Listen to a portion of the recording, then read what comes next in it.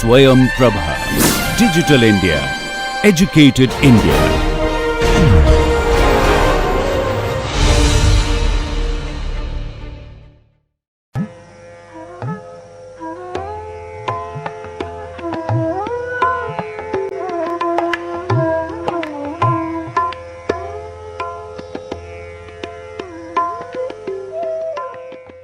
We will continue the discussion on finite element model updating. In the previous lecture, we derived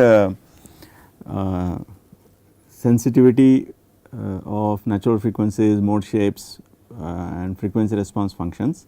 We considered situations where natural frequencies were free vibration was done for damped systems and as well as undamped systems. So, we postulated basically two states for the system. In the context in which we discussed this in the previous lecture, there was one state 1 which is the postulated model for the structural behavior on which measurements have been done. The second state is the model on which experimental studies have been done. Now, our objective is to arrive at a finite element model for the system on which measurements have been made. There is an alternative perspective which is related to this approach. This is related to problems of damage detection. It is closely related to problem of finite element model updating. Here also we postulate two states. One is system in its healthy state, let us call it an undamaged state, and system which is postulated to be in a damaged state. So, the word damage here could mean changes in stiffness, mass or damping characteristics in the context of problem that we are dealing with, and our objective would be to analyze the measurements carried out on the damaged system and infer if the structure is indeed damaged, if yes, where is the damage and what is the quantum of damage, and more complicated questions like what is the residual life left and things like that. Now, so in the discussion to follow, we will try to adopt these two alternative perspectives. So, it could be that we are dealing with a system on which the objective is not to do damage detection, but to simply identify the parameters of the model. So, the postulated finite element model is the first state of the system, and our objective, as I already said, to derive the finite element model for the structure in the way it currently exists. Now, so we have FE model 1 and measurements made on existing structure which is model 2, and the updating procedure leads to the FE model for system in state 2. So, depending on the based on the various sensitivity information that we studied, we got the updating equation in this form. We have certain changes in response characteristics on the system that we call as delta gamma. This is to be determined experimentally. Part of it is measured experimentally and part of it is postulated through the baseline the finite element model for the structure, and the difference is calculated. This S matrix is the matrix of sensitivity, sensitivity matrix. This has to be determined from the postulated finite element model. These delta is the vector of unknown updating parameters. So, this typically constitutes a set of over determined equation. This is a formulation based on first order sensitivity method, and we obtain delta typically by using pseudo inverse of S into delta gamma. We can refine this procedure as I discussed in the previous lecture by using Tikhonov's regularization strategies. So, the task to be done is experimental determination of delta gamma and analytical determination of elements of S matrix, that is sensitivity analysis, then solution of the over determined set of equations either by iteration, pseudo inverse, singular value decomposition, Tikhonov regularization, etc. Now, this problem is notably different from the forward problem of design sensitivity, in which we impart certain changes to system parameters in the parameters of the system, and we would like to know what would be the change in response characteristic. That is the objective of a forward sensitivity problem, but we are using the idea of the sensitivity analysis in the inverse way. That means, we have seen that certain changes have taken place in the system response characteristics, and we do not know what are the changes in system parameters that have caused those changes, and we use the same equation to find delta instead of delta gamma as in forward response design sensitivity analysis. Now, there are many research papers on this subject of finite element model updating. There are some few useful references. This is a book by Friswell and Motorshed, which is entirely dedicated to problem of finite element model updating, and the book on model testing by Evans has a chapter on topics related to finite element model updating, and in this collected papers edited by Maya and Silva, there is a chapter again on finite element model updating. In the previous lecture we discussed briefly the quantity known as complex mode indicator function.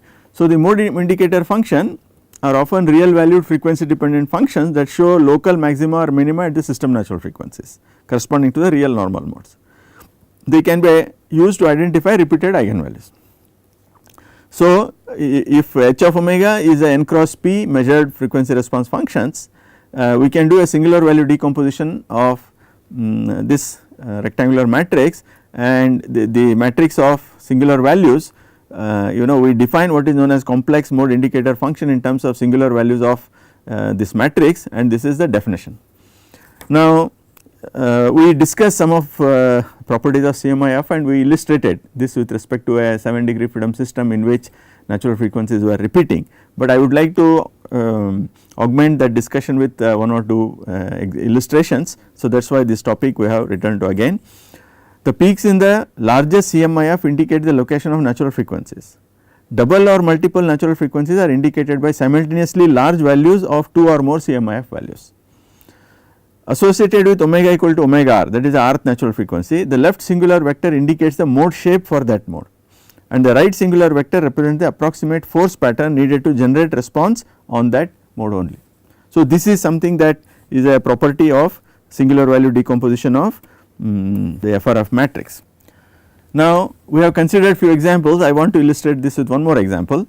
Suppose we again consider a 7-degree freedom system. This is a stiffness matrix, this is a mass matrix, and we use this as a damping ratios, and C matrix can be constructed based on these modal damping ratios, and that is given here. Now, the question that I am trying to answer here is, as you saw here, we are talking about frequency response function which is not necessarily square. If you measure all frequency in a discrete multi-degree freedom model, the frequency response function matrix will be DOF by DOF, but often we will not measure all the elements of the frequency response function. So, the point that I am trying to discuss now is what happens if we have a rectangular frequency response function matrix.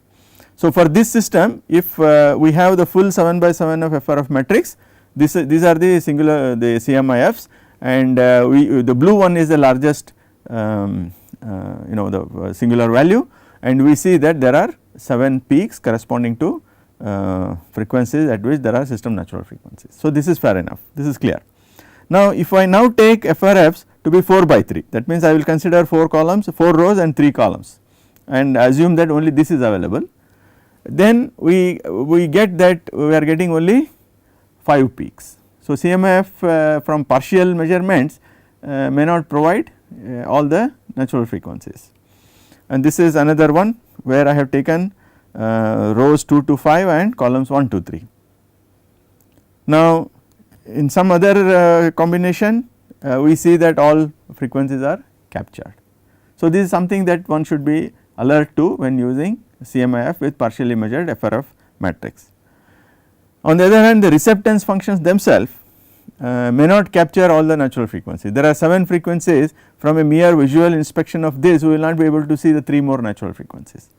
But if I look at other elements of FRF matrix, we will be able to see certain other frequencies which is mildly perceptible here, it becomes more pronounced here, and with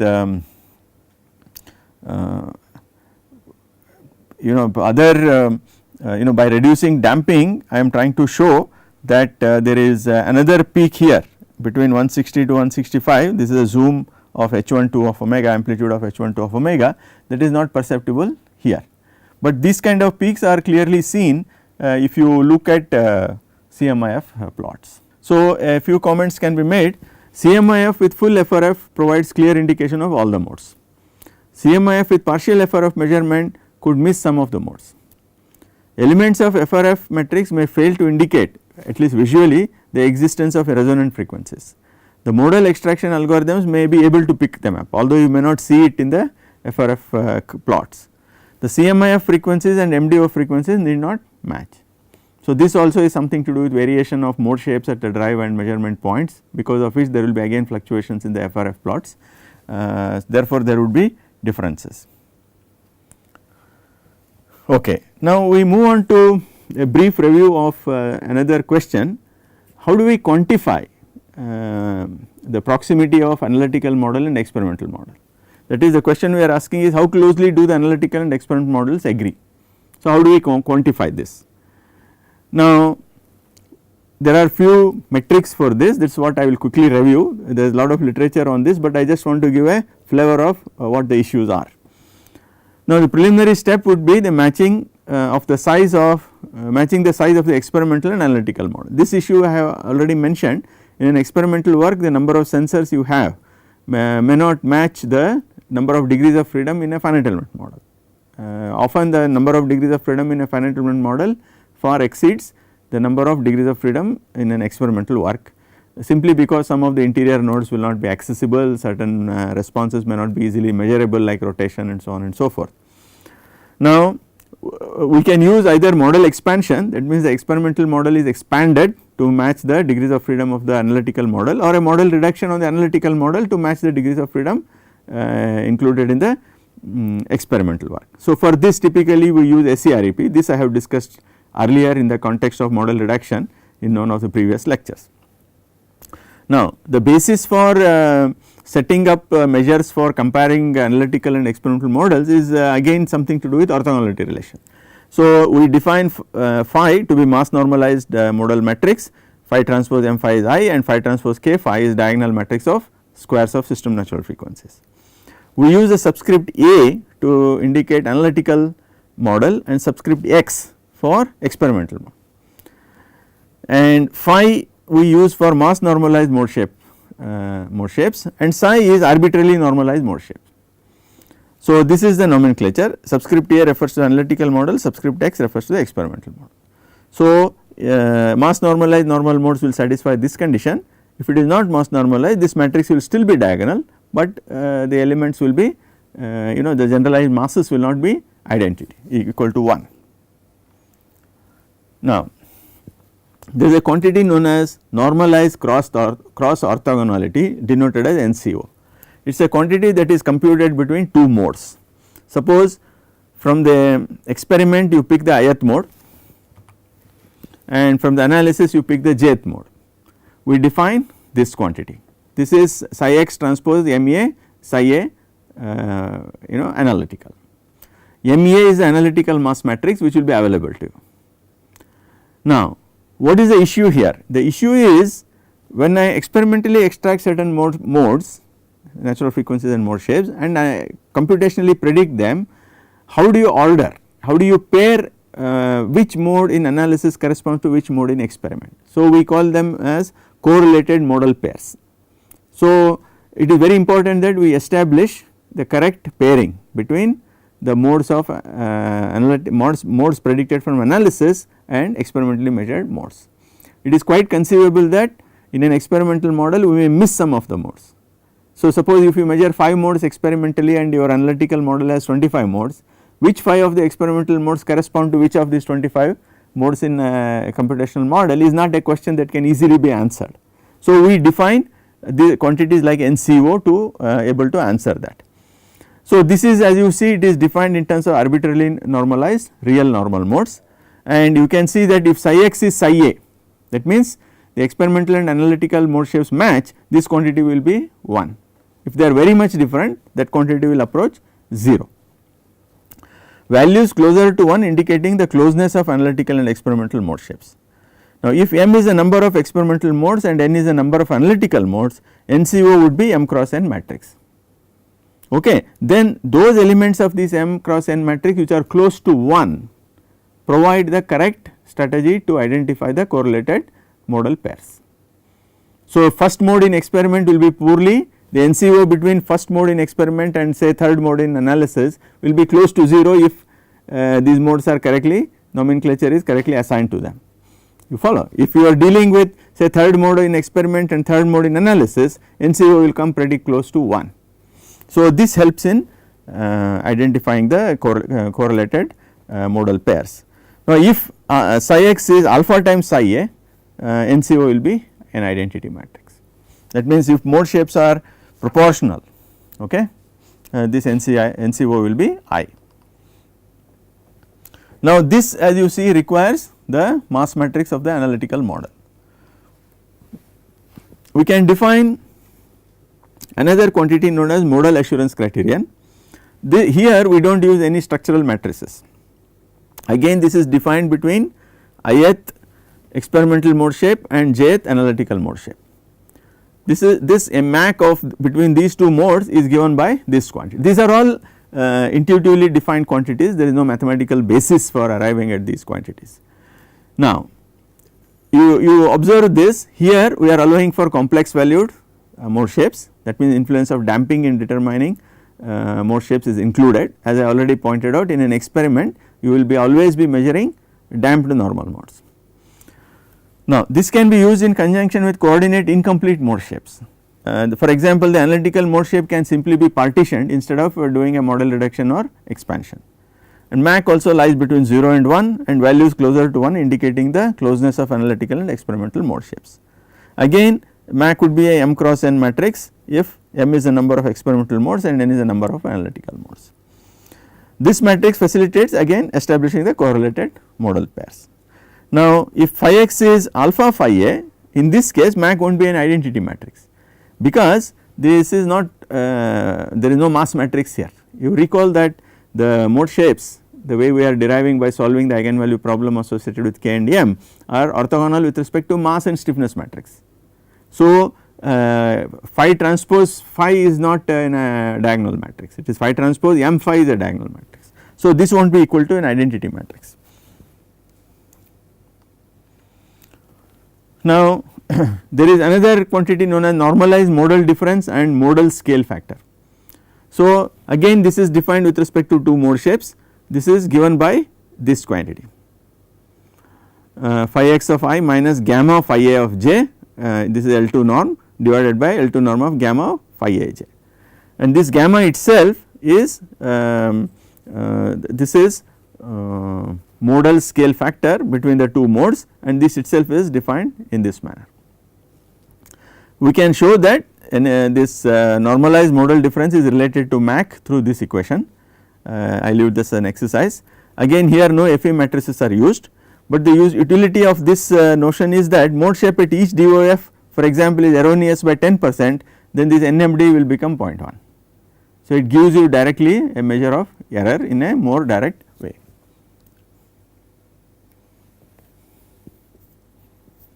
Now, this MAC and NCO compare two mode shapes and give a measure of which mode has to be paired with from experiments with which mode in analysis. But they do not tell where is the location of difference between analytical model and the experimental model. So, the spatial information is not included there. So, to do that we ask the question how to locate spatial regions where the differences between analytical and experimental modes shapes are the most pronounced. Okay, that is where you may like to update the model parameter, that is a hope, but there is a catch in that which we must understand carefully. So, with that in mind we introduce what is known as coordinate modal assurance criterion. Here let NCMP be the number of correlated modal pairs which has been established by some criteria. Then phi ij I define as value of mode shape at the ith coordinate in the jth mode. So, I is the coordinate, j is the mode count. So, the coordinate modal assurance criteria for the ith coordinate, okay, it is defined with respect to a coordinate, not with respect to a mode, and all the modes are summed here. This metric is obtained by summing over the mode shapes at that value of the spatial coordinate. or the degree of freedom, that is defined in terms of the analytical mode shape and the experimental mode shape through this relation as shown here. This COMAC also lies between 0 and 1, it has no physical basis, it is intuitive. It can be displayed as a contour plot over the domain of the structure. That means you can plot the structure and you can have color coding for different values of COMAC or draw contours, and where COMAC is close to 1 we suspect that the disagreement between the analytical model and experimental model is most pronounced. Regions of low COMAC represent the regions where the consequences of difference between analytical and experimental modes are felt most pronouncedly. These need not be the region where you have actually made errors, there are errors in parameter values. It is only the place where the consequence of the difference is felt most pronouncedly. So, for example, in a cantilever beam, if you have made an error in modeling boundary condition at the fixed end, then the effect of that error will be most pronounced at the free end of the cantilever. You might have done modeling at the free end appropriately, but the error done elsewhere will, the consequence of that will be felt somewhere else. So, that precaution you have to take, but typically we tend to use COMAC to identify those spatial regions where we want to correct the parameters, but while doing so, that is a hope that COMAC indicates that, but it is not guaranteed to do that, but it gives you a kind of a hint that there could be something wrong with properties at in those regions where COMAC is low. Okay, so that is how it is, this is done. Now there are few other metrics, I will just for sake of completeness briefly mention them. Suppose you have determined mode shapes, suppose jth mode shape has been determined and jth natural frequency has been determined, and if I now plug it back into the analytical model, k into phi minus omega square MA into phi must be 0, that is the eigenvalue problem that you need to solve, but if there is an error there will be a residual force, that again tells you where is the trouble. Okay. So, if these two are equal, that is phi xj is equal to phi aj, it is automatically satisfied because K and ME are analytical matrices and phi aj is analytically determined mode shape that has to satisfy the eigenvalue statement of the eigenvalue problem. Now to implement this idea you require coordinate complete measurements, that means this phi xj should be the size of phi xj should be equal to the degree of freedom in your analytical model. So you may have to expand the experimentally measured mode shapes using a suitable strategy. So the answers will be affected by the strategy that you employ. So the aspiration is it would help in locating regions at which residual errors are high. The errors could be in stiffness or mass, that issue does not get resolved here. Now this is the metrics that I have talked about are in terms of natural frequencies and mode shapes, they can be damped or undamped.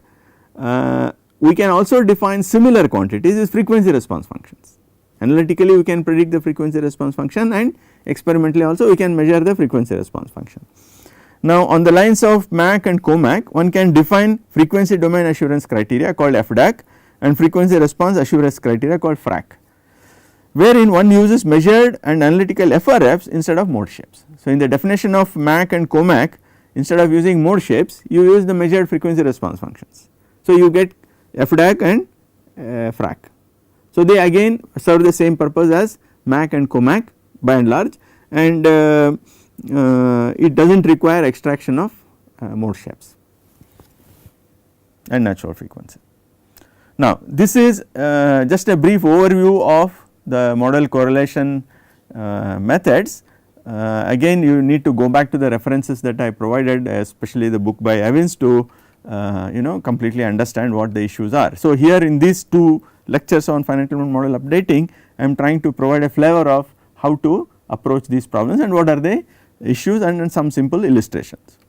So the illustrative examples that I am going to present now are with respect to a class of hypothetical multi-degree freedom systems, and we have done some studies on simple beams and building frame models experimentally, and the presentation of some of these results will now follow. In the first study we want to apply the inverse eigensensitivity analysis for undamped systems. So, the objective of this illustration is evaluation of mass and stiffness parameters and study the effect of including cross orthogonality relations in deriving the updating equations. So, this is quick recall of the governing equation. This is a equilibrium equation, this is assumed solution, this is eigenvalue problem to be solved, these are the natural frequencies and mode shapes, these are the orthogonality relations. Now, in the previous lecture we have derived the equations for sensitivity of eigenvalues and eigenvectors, and based on that we formed the updating equation, and we got the solution in as delta is S pseudo inverse delta gamma. Now, we will apply this on a 5 degree freedom system as shown here. Now, these are the masses, these are the stiffnesses, and for this system these are the natural frequencies, and this is mass normalized modal matrix. We call this as a baseline model, and I am going to alter some of the properties of mass and spring and call it as system in damaged state. So, if it is if we are not talking about damaged and undamaged systems, it could be a postulated finite element model and the model unknown model from which we have taken measurements. In the illustration that I am presenting in this part, the experimental results are synthetically generated. There is no true experiment, but numerically we are doing an experiment. The idea here is to see how the updating equations can be implemented and what if any are the pitfalls in using that. This is an exercise that is worth doing before you actually start working with experimentally observed structural properties. So, what I will do is I will use the language of damaged and undamaged systems. So, Mi in damaged state is taken as alpha I into Mi in undamaged state. These Mi, Ki and Ci are the these discrete elements shown in this figure. So, we introduce alpha I, beta I and gamma I, and the updating parameters consequently are these non-dimensional numbers alpha I, beta I and Ci. If the structure suffers no damage, all these quantities will be equal to 1. Now, we will adopt two methods. In first method we will not include cross orthogonality relations. In the second method we will include the cross orthogonality relations and see if there is any advantage in doing including cross orthogonality relations. Now, there are two damage scenarios with various levels of severity. The notes for this presentation will be available with you. You can study this in greater detail. I will now present the main features of the result without getting into the all the intricate details. Method 1, where cross orthogonality is not included, predicts the 5 masses in an acceptable manner and stiffness parameters also in an acceptable manner. For the method 1, that is case 1. For case 2, what happens? The method does not perform acceptably. See, for example, on x axis in all these plots is the iteration, the global iteration step that I mentioned in the previous lecture. You start with the initial guess and improve upon that successively through an iterative process. Here you can see the algorithm is not converging, whereas you can see here all the system parameters have converged and have become constant after about 10 iterations, whereas here they seem to be diverging here. So, method 1 does not perform for case 2 of the so called damage scenario. Now, you include now the cross orthogonality relations. We see that case 1 the method works, case 2 the method indeed works. So, this is an example where the objective is to illustrate that by including the cross orthogonality information and deriving sensitivity information, we are able to achieve better solutions in terms of determining finite element model updating parameters. This study was for undamped system. In the next study we are considering the same approach, inverse eigensensitivity analysis, but now for damped systems. So, the objective here is to evaluate mass, stiffness and as well as damper properties. Then again study the effect of cross orthogonality and how to carry out analysis with complex modes, that is the objective. So, we rewrite the equation of motion in this form, ay dot plus by equal to f of t, and we get the mode shape modal matrix in this form, and eigenvalues are n pair of complex conjugates, and these are the mode shapes, both are complex valued, and the orthogonality relations are as here. So, this we have done the sensitivity analysis in the previous lecture, and this is the using first order sensitivity method, this is the updating equation that we need to solve. So, these are complex valued, and we separate the real and imaginary parts and arrive at the appropriate simplified updating equations. Now, in the numerical illustration, I again consider a 5 degree freedom system. These are the masses and stiffnesses, and these are the 5 damper elements, and undamped natural frequencies are this, and this is the modal matrix, and I am applying this method now on a proportionally damped system. So, we can use complex normal mode analysis on proportionally damped systems also, it does not prevent us from doing that. So, these are the natural frequencies, and these are the damped natural frequencies. Clearly, you will see that there is a relationship between these damping ratios and the quantities shown here. Now, this is the modal matrix, you can understand this right now. It has this structure that phi lambda, phi star, lambda star, phi and phi star. So, you can see that such a structure exists here. Now, the problem is we will introduce 2 damage scenarios, we will simultaneously change the mass properties, damper properties and stiffness properties, and there are 2 such scenarios that we are adopting, and the objective of this study is to see how the first order sensitivity method performs by including cross orthogonality relations and by excluding cross orthogonality relations. So, for method 1, the first case this seems to perform reasonably well. The second case shows certain instabilities, it is not satisfactory, there are certain perturbations and so on and so forth.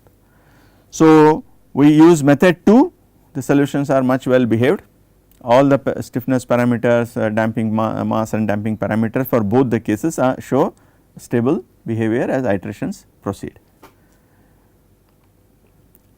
Okay, here again we reach the similar conclusion that including cross orthogonality relations is helpful in getting better solutions. Now, we have also seen that we can perform inverse sensitivity analysis using frequency response functions themselves. So, we need not have to extract natural frequencies, mode shapes and do this analysis, we can directly do the analysis with the measured frequency response functions. This we have derived in the previous lecture, so we will not repeat that. In a first order frequency response based sensitivity analysis, this is the finite element model updating equation, and we will illustrate that now.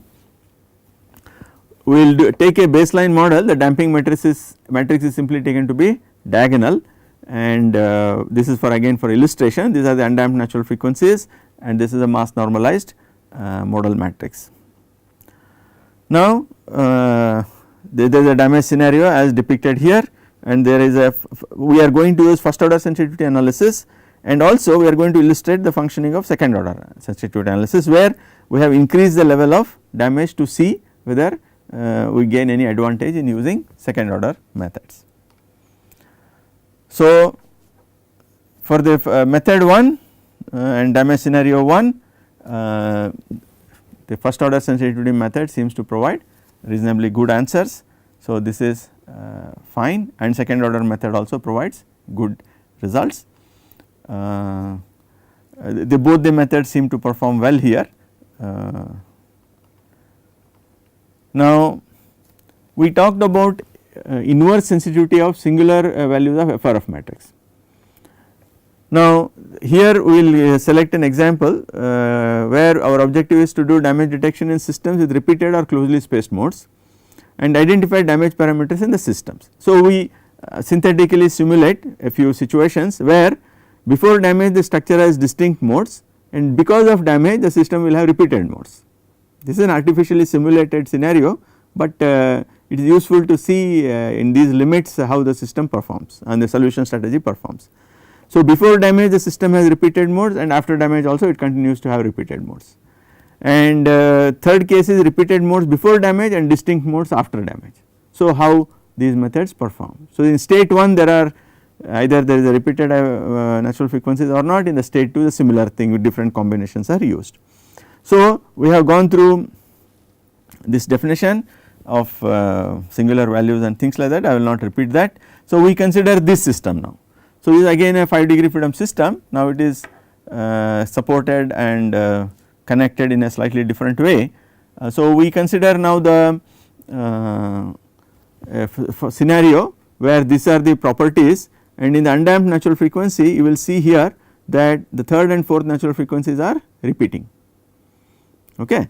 Now, we will introduce a damage scenario, and here if you see, because of this damage scenario the third and fourth natural frequencies still repeat, but they have a different value. Okay. So, this is in the damaged state, this is undamaged state. So, we have undamaged structure with repeated eigenvalues and damaged structure with repeated eigenvalues, but the natural frequencies are having different values. Okay. So, this is how this artificially simulated.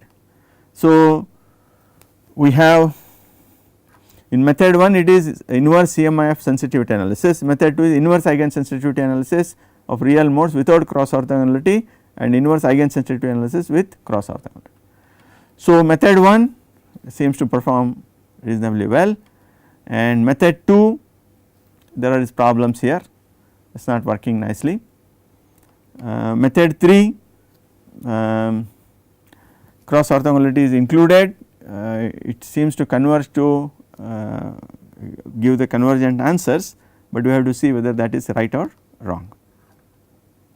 So, this is just an example. So, you can verify whether these results are acceptable. Now, there is yet another method known as a frequency response function method. This we have not discussed earlier, so we can quickly review what this is. So, here it is evaluation of mass and stiffness parameters with model reduction. Now, let us consider the equilibrium equation of the system in the damaged state, and this is the equation. Now, XDs are the degrees of freedom whose size is equal to the XA, which is analytical degrees of freedom, but we have to do a model reduction so that degrees of freedom match, and we use this transformation matrix, either could be condensation or SCREP, we use SCREP, and substituting that I get the reduced equation, and this is the equation which we will use to predict the measured FRFs. So, the FRF predicted from this will not match the measured FRF. So, that by writing this equation at different frequencies we can adjust the parameters of these models and get adequate number of equations to solve that. So, at a frequency one value of driving frequency, if you arrange these terms we will get say UK, VK and WK are this, and I am putting it here, I get these equations. And if I repeat this equation for a set of Q frequencies at which FRFs are measured, I get this over determined set of equations, and I get the updating equation in this form. So, this is straightforward conceptually, there is no problem, but there is a model reduction step that is involved. So, this we have applied on one of the examples, I am just flashing the results. I implore you to study this and maybe verify the results shown here. So, this is the before updating,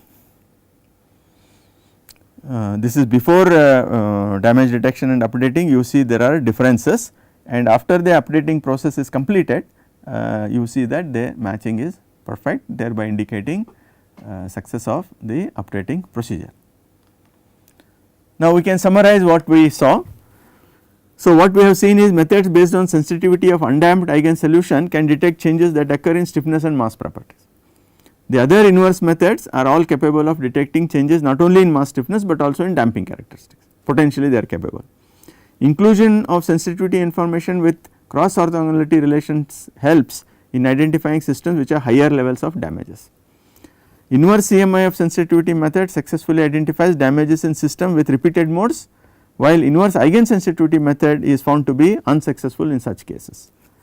The numerical investigations have revealed that the method based on inverse eigensensitivity that includes complex nature of the eigen solutions and information on cross orthogonality seems to perform most satisfactorily, except in situations where you have repeated natural frequencies and such exceptional situations.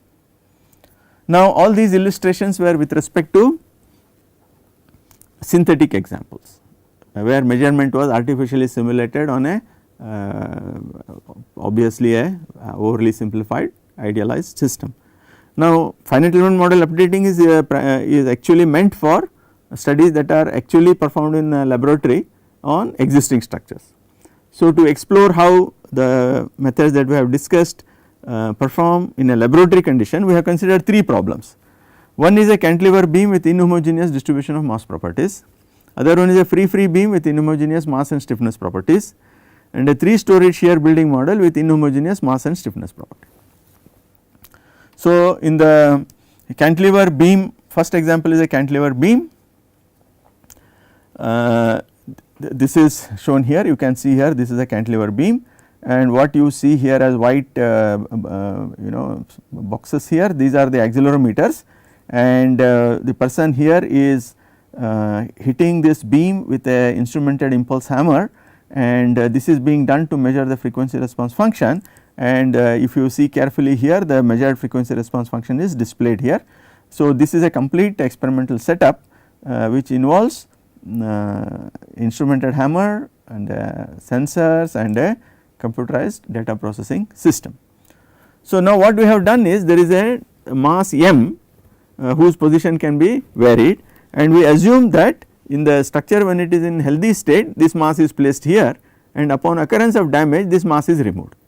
So, we get system in 2 states, and on both the beams in both these states we perform this experiment and try to identify the properties, and the question is, do we really detect where was the mass before it was removed. It is a self validating exercise in the sense I know where the mass was.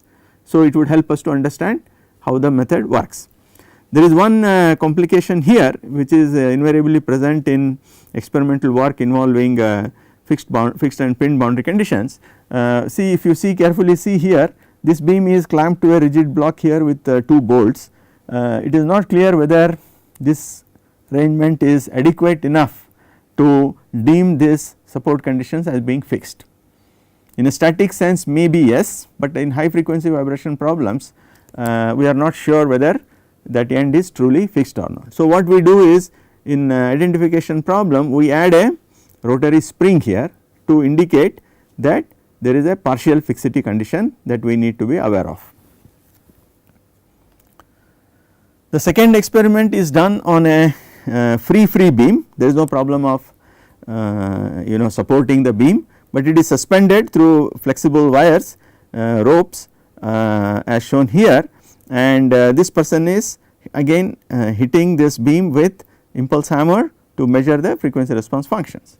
So, there are various configurations of this beam that have been created by adding certain stiffener. So, you can, if you see carefully here, there is a stiffener that is added and there is also a mass that can be moved. So, there are 4 configurations here as shown here. This is A, B, C are the damaged configurations, and this is the undamaged configuration, that is where all these stiffeners and mass elements are shown as here. Now, the third example is on a 3-story shear building frame. Here there are system in 2 states are displayed here. You can see here in this state there is a mass that is placed on this slab, and also there is a stiffener that is added in the ground floor. So, by removing this we create this state. So, we measure frequency response functions on these 2 systems, and by comparing the differences in natural frequencies, mode shapes, FRFs etc., we would like to identify the fact that this structure has been obtained from this structure by removing these known elements. So, configuration 3, I mean we can define several configurations. In configuration 1 the stiffener and mass are present, in configuration 2 all of them are removed, in configuration 3 we can remove only one of these, either the mass or the stiffener. So, we can create by different configuration a different combination of removal of these elements 4 different configurations. So, that is outlined here, and this is experimental system. this is a extra mass that I have mentioned, and this is the instrumented hammer that will be used to measure the frequency response functions. So, we have performed the studies that I have mentioned. So, I will leave these details in the notes. I leave it as a reading exercise for you to go through these 3 examples and see what conclusions have been reached. These are the experimentally measured frequency response functions. This is the amplitude plot and these are the phase plots at different locations, and we have, as I said, I am not going to discuss all the details. Here we have computed the modal assurance criterion to pair the experimentally determined normal modes and analytically determined normal modes, that is also provided, the details are provided here, and these are some of the results of COMAC and detection results of damage detection.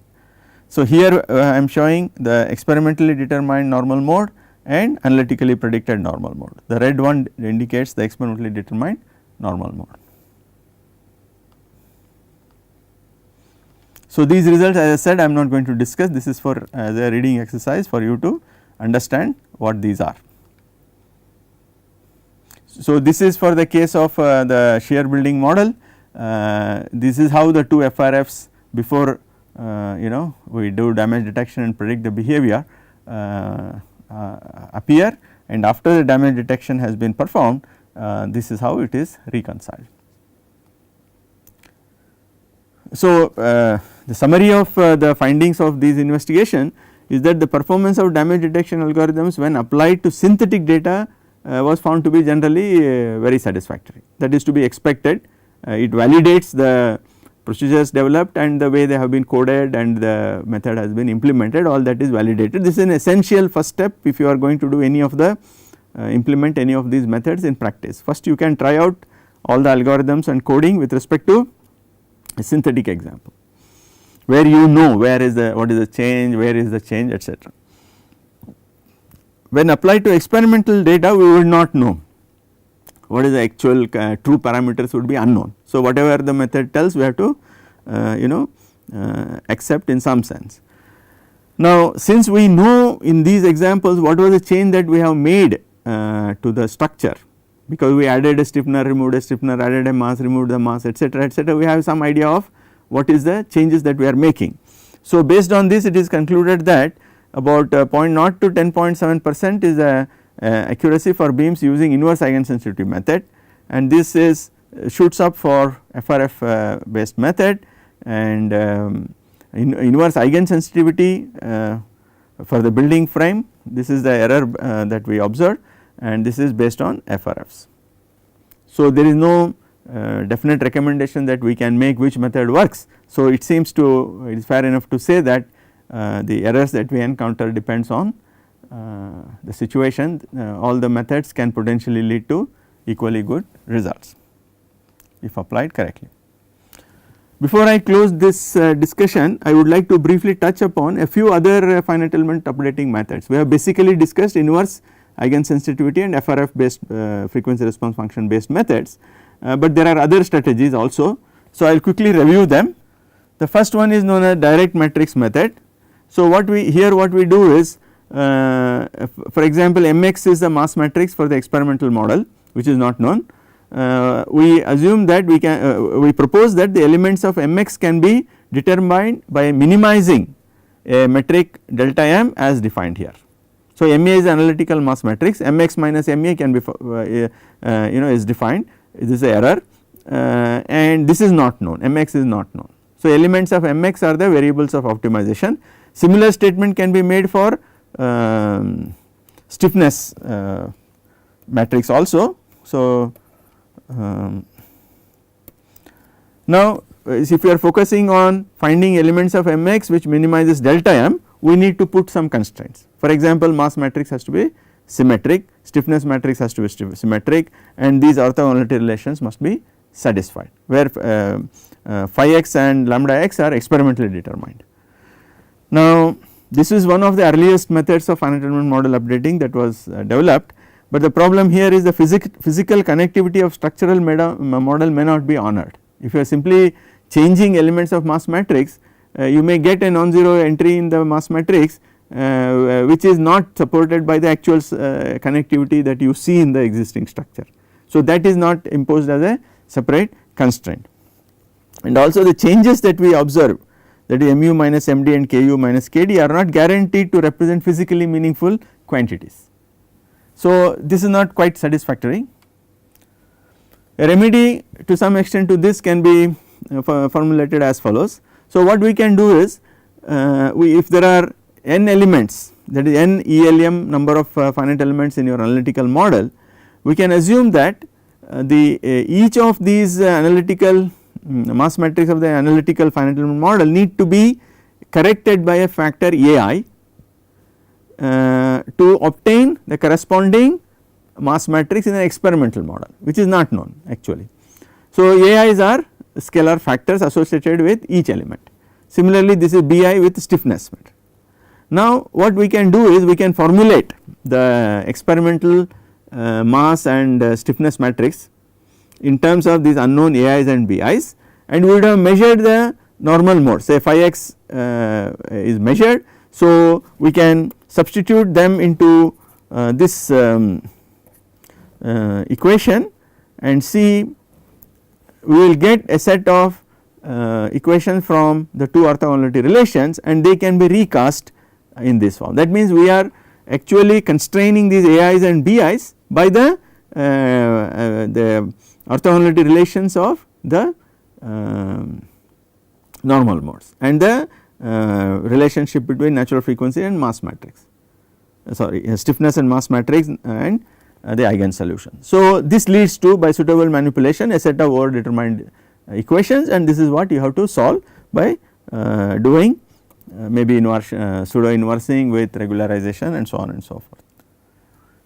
In a more direct approach, suppose you have measured q number of natural frequencies and r number of mode shapes or s number of mode shapes at r number of spatial coordinates. So, we can define a metric of differences. So, this is the sum of squares of observed differences between the experimental and analytical natural frequencies. This is the sum of squares of observed difference between experimental model and analytical model summed over all modes, summed over all the space. So, j is a positive quantity because we all squared this. Now, this j will be function of the unknown system parameters. So, what we can do is we can optimize j, we find p which minimizes j. So, and suitable constraints can also be imposed in solving these equations, those constraints reflecting the basic dynamical characteristics of the structure. So, the other method that I briefly mentioned here, the Bayesian filtering method, I remarked in the previous lecture, this is one of the most powerful methods. This is this has roots in probabilistic methods. We apply Bayes theorem, we treat the mathematical model and the measurements as being imperfect, and we use probabilistic arguments and derive the posterior probability density function of system parameters conditioned on the measurements made. So, in this approach all the system parameters are treated as random variables. So, this can be applied to linear problems, nonlinear problems, and in fact the resulting equations can be solved using Monte Carlo simulations. But as I already said, the scope of this method is outside the purview of this course. So, we will not be elaborating further on this. So, with this brief overview, we will close our discussion on finite element model updating, and in the next remaining part of this course we will look at some problems of nonlinear structural dynamics problems. So, how to deal with nonlinearity, especially in the framework of finite element formulations, what really happens, can we still formulate element matrices, can we still assemble, how do we solve the equations, all these questions can be posed and we will find suitable answers to those questions. So, that we will take up in the next lecture. We will close this lecture at this point.